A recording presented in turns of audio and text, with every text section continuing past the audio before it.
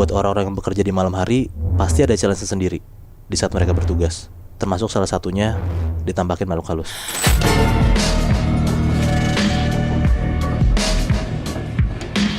Dengarkan versi lengkapnya hanya di aplikasi Noise. Cerita ini kejadiannya di tahun 2004. Gue dapet cerita ini dari temen gue dan ini ceritanya tuh di SMP-nya dia. Di saat itu 2004. Ada seorang satpam yang kerja di SMP itu di daerah Jakarta Selatan. Gue nggak bisa sebut SMP-nya di mana. Oke. Posnya dia itu di bagian depan sekolah, ya udah pastilah ya. Dan nama satpamnya ini Rinto. Dia tuh umurnya 26-27an lah. Emang satpam baru yang masih muda juga. Dan selain Rinto sebagai satpam sekolah, ada juga satu orang lagi nih. Umurnya hampir 30-an. Namanya Dadang. Nah, Dadang ini adalah salah satu penjaga sekolah. Dia kayak cleaning service gitu loh. Kebayang gak sih lo kalau misalkan di sekolah lo tuh dulu kayak ada penjaga sekolah yang emang tinggal di situ. Iya. Nah, si Dadang ini rumah atau kamarnya itu letaknya tuh di bagian sudut kiri belakang sekolah. Jadi ini layout sekolahnya ya, biar gampang lo bisa bayangin. Jadi itu dari bagian depan, dari bagian posnya si satpam ini ada di tengah bagian depan sekolah. Ya pasti dong, gerbang sekolah gitu kan. Lo masuk ke dalam sekolahnya, terus lo ke kanan, ke ujung, ke belakang, lewat sisi kanan sekolah. Itu tuh di belakang sekolah ada pohon bambu gitu Muy. Nah, sepanjang dari kanan ke kiri bagian belakang sekolah. Nah, terus dari sudut kanan belakang itu lu ke arah kiri, dan tempat letak si kamar Dadang itu di paling belakang sudut kiri sekolah. Berarti di belakangnya si pohon bambu itu. Betul, bisa dibilang gitu. Jadi kayak gampangnya ya di depan tuh pos satpam, terus di bagian belakang bagian kiri yaitu ada kamar si Dadang. Tapi ya buat menuju kamar Dadang lu harus muter lewat sisi kanan sekolah. Jadi nggak bisa langsung gitu loh Muy. Nah, Dadang sama Rinto ini cukup dekat karena emang umurnya mereka nggak beda jauh kan, kayak cuman beda 3-4 tahunan lah. Jadi Rinto sebagai satpam yang baru tuh kalau misalkan mau makan siang atau dia bosen, dia tuh sering mainnya ke tempatnya si Dadang ini, ke kamarnya dia buat kayak makan, nongkrong-nongkrong gitu. Karena si Rinto juga dia tuh satpam baru, belum setahun kerja di sekolah itu. Dia tuh banyak ngobrol lah tentang si sekolah ini sama Dadang. Karena bedanya Dadang tuh udah bertahun-tahun tinggal di sana. Nah, di saat itu sekolah tuh lagi ada renovasi Muy. Nah, jadi banyak kuli.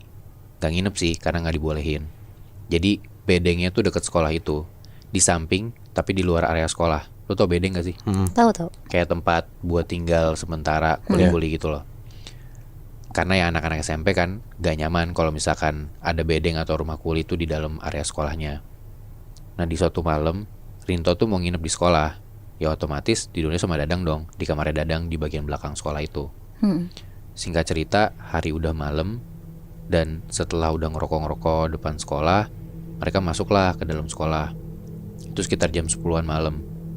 Masuk ke area sekolah, sama tuh kayak yang gue bilang tadi.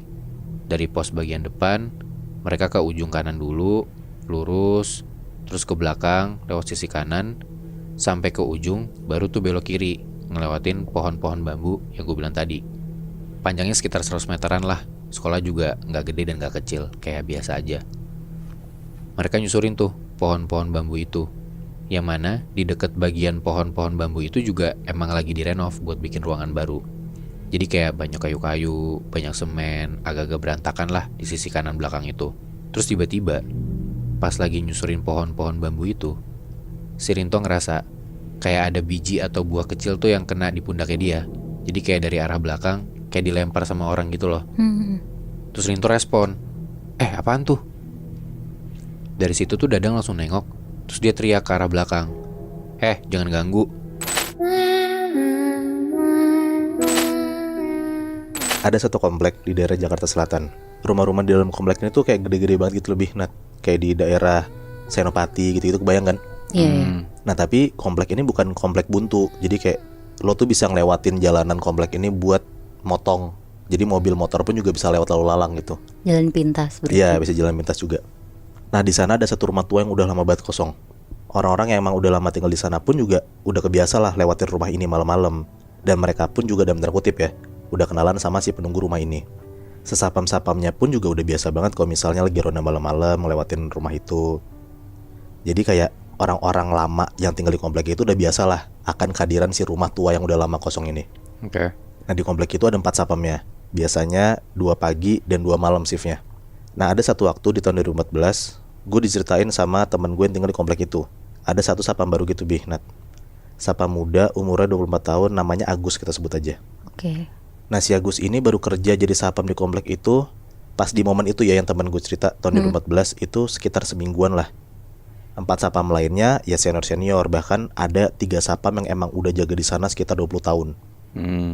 Karena si Agus ini masih baru, jadi selalu ditaruh di shift pagi sampai sore. Jadi jam 6 sore dia udah beres kerja.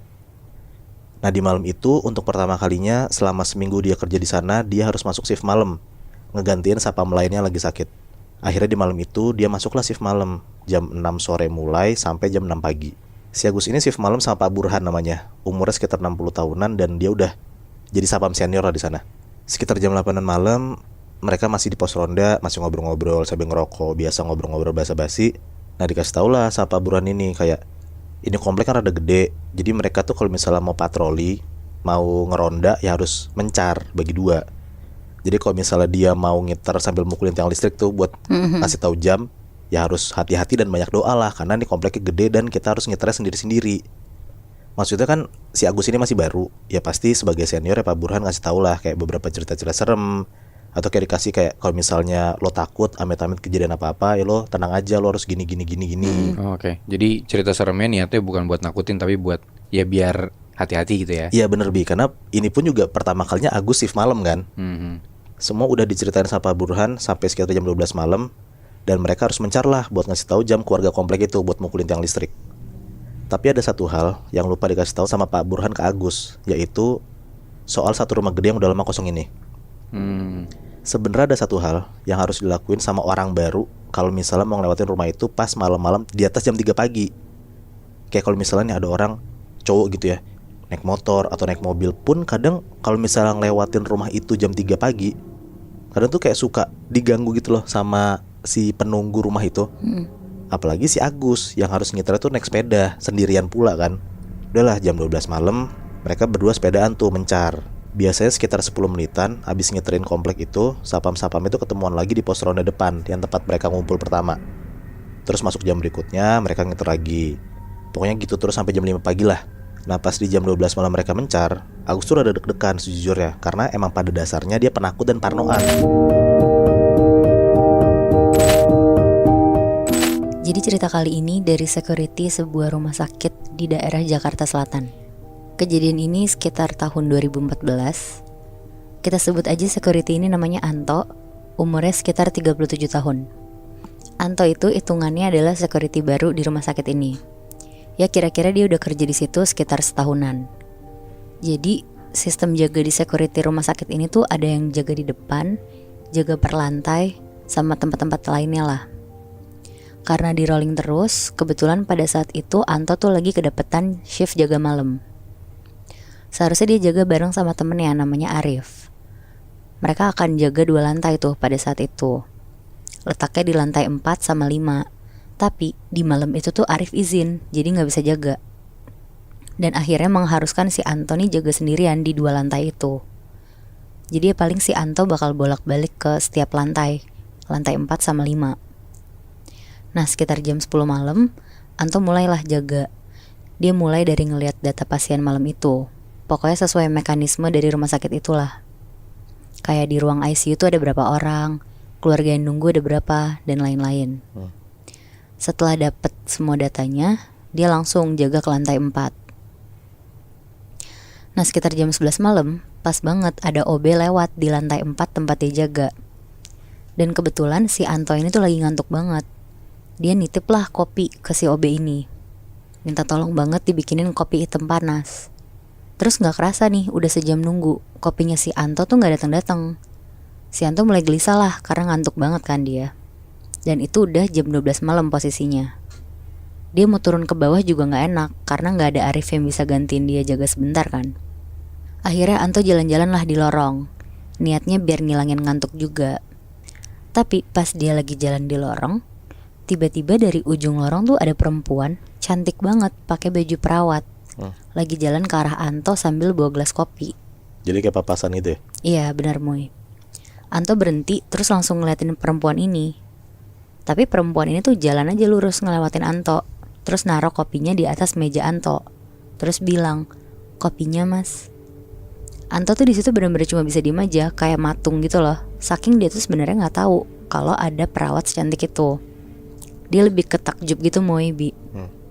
Karena penasaran banget, Anto tuh sampai nungguin OB yang tadi lewat ke lantai 4. Ya karena logikanya kan pasti dititipin kan sama OB ini ke perawat cantik itu.